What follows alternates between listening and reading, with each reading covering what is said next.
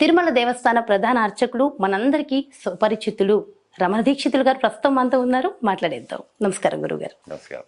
అయితే గురుగారు, మీరు హుండీల్లో నగదు వేయకండి, భక్తుల కానుకలు వేయకండి అన్నారు. అంటే నిజంగా భక్తులు వేసే కానుకలన్నీ ఎటు వెళ్తున్నాయి? దానికి ఆడిట్ లెక్కలు అవి ఏమైనా ఈ మధ్య కాలంలో ఉన్నాయంటారా?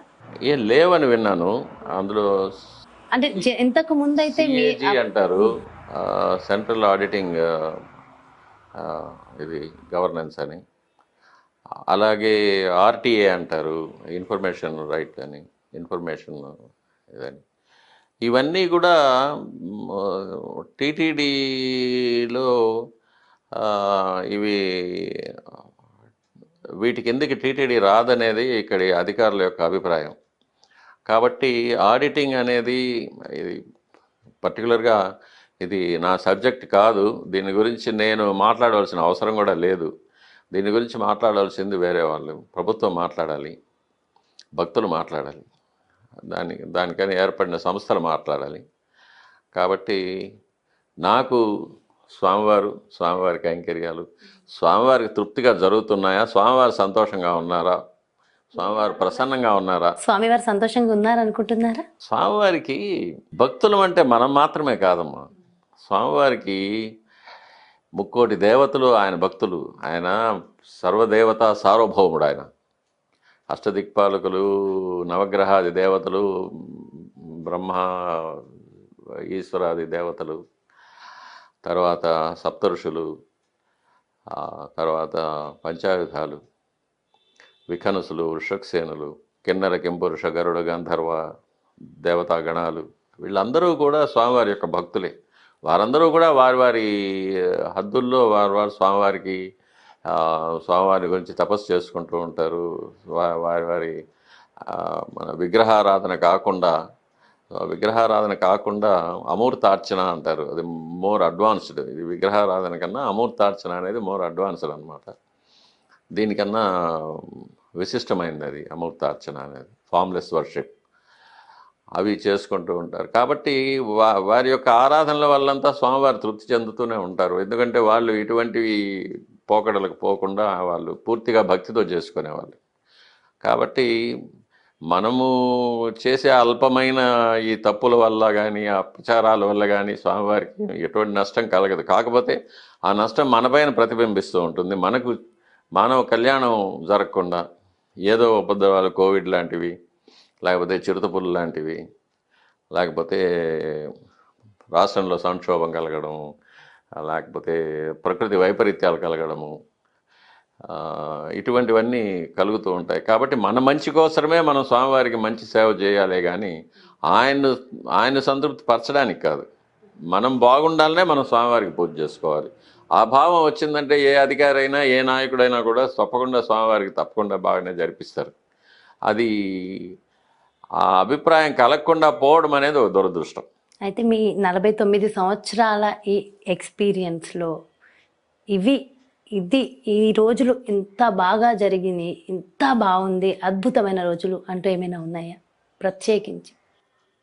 సుమారు 1960-70 వరకు స్వామివారికి చాలా బాగా జరిగేదమ్మా. చాలా బాగా జరుగుతూ ఉండేది. ఇంత జనబాహుళ్యం కూడా లేదు. స్వామివారికి ఉదయం 5 గంటలకు సుప్రభాతం చేసేవాళ్ళం, రాత్రి 10 గంటలకు తలుపులు వేసేసేవాళ్ళం. ఏకాంత సేవ స్వామివారికి, ఏకాంత సేవ 10 గంటల నుంచి 5 గంటల వరకు, దాదాపు 7 గంటల వరకు స్వామివారికి ఏకాంతం దొరికేది. నైవేద్యాలు చాలా బాగా జరిగేది. అది బ్రహ్మోత్సవాలు, ఇటువంటి విశేషమైన ఉత్సవాల్లో స్వామివారికి 2 3 ప్రసాదాలు తయారు చేసి ఇచ్చేవాళ్ళం. అప్పట్లో భక్తులకు కూడా స్వామివారికి ప్రసాదాల కోసం డబ్బులు కట్టి స్వామివారికి అదనంగా ప్రసాదాలు చేసి నైవేద్యం చేసి అందులో భాగం కూడా భక్తులకు ఇస్తూ ఉండేవాళ్ళం. ఆమంత్రణోత్సవం అని పేరు, చెరుపులని పేరు.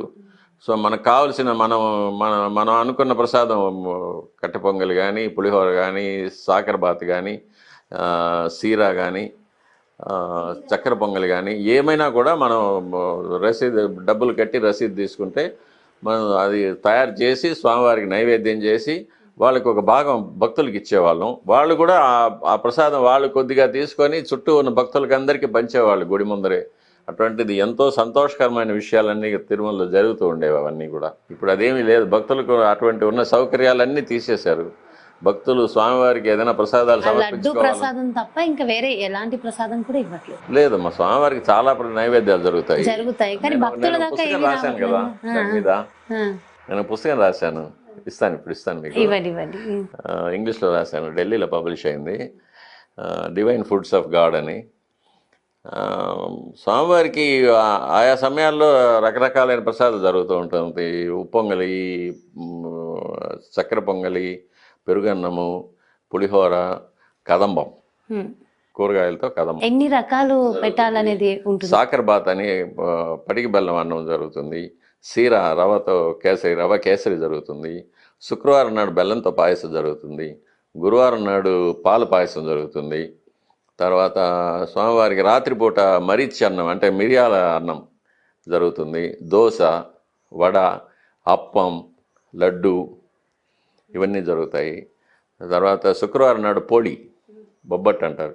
శుక్రవారం నాడు బొబ్బట్టు స్వామివారికి అనుకో. గురువారం నాడు తిరుపావుడికి జిలేబీ, తేంగోడల ఇదవుతుంది. తర్వాత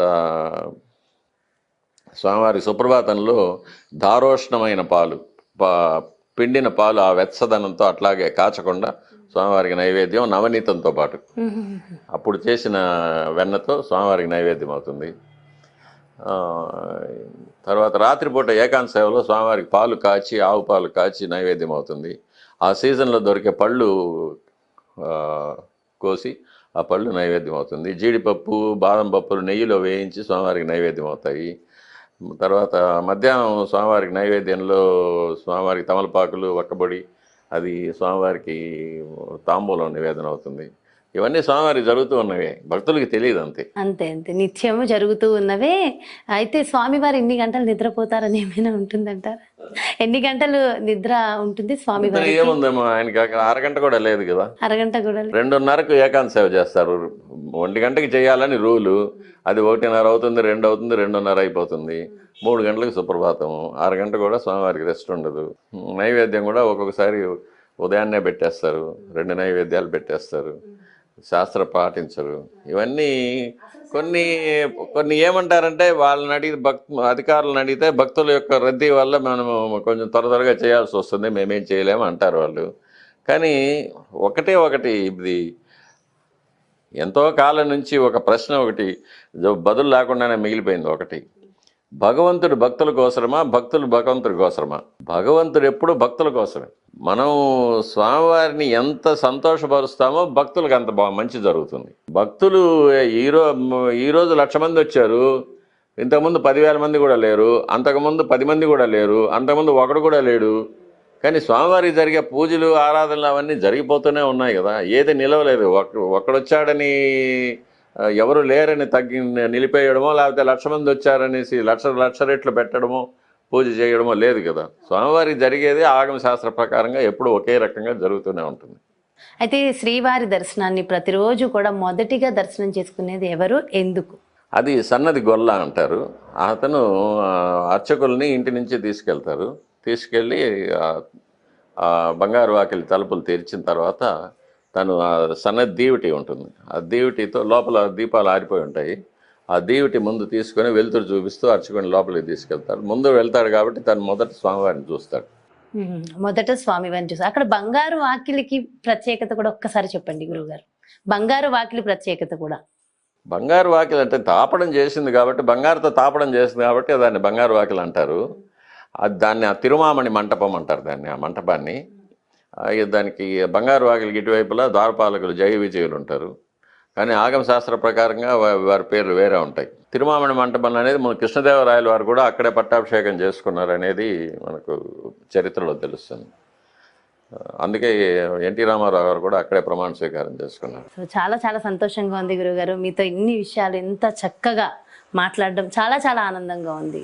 థ్యాంక్ యూ సో మచ్. మీ విలువైన సమయాన్ని మా కోసం వెచ్చించి చక్కగా మా వ్యూవర్స్ కోసం, మన ప్రేక్షకులందరి కోసం ప్రతి ప్రశ్నకి ఎంతో చక్కగా సమాధానం చెప్పారు. ఎన్నెన్నో రెమెడీస్ కూడా అందించారు. స్వామివారి మహత్యాన్ని తెలియజేశారు. Thank you so much. కోటి ధన్యవాదాలు గురువుగారు. నమస్కారం. చూసారు కదండి, నిజంగా చాలా చాలా సంతోషంగా ఉంది. ఈరోజు మన రమణ దీక్షితులు గురువు గారితో చక్కగా స్వామి వారికి సంబంధించిన ఎన్నో విషయ పరిజ్ఞానాన్ని తెలుసుకున్నాము. చక్కటి రెమెడీలను కూడా మరి గురువుగారు మనందరి కోసం అందించారు కదా. ఖచ్చితంగా స్వామివారి విషయాలను తెలుసుకున్న మనందరం కూడా ధన్యులం. మరో చక్కటి ప్రత్యేకమైన కార్యక్రమంతో మళ్ళీ మీ ముందుకు వచ్చేస్తాను. నమస్కారం.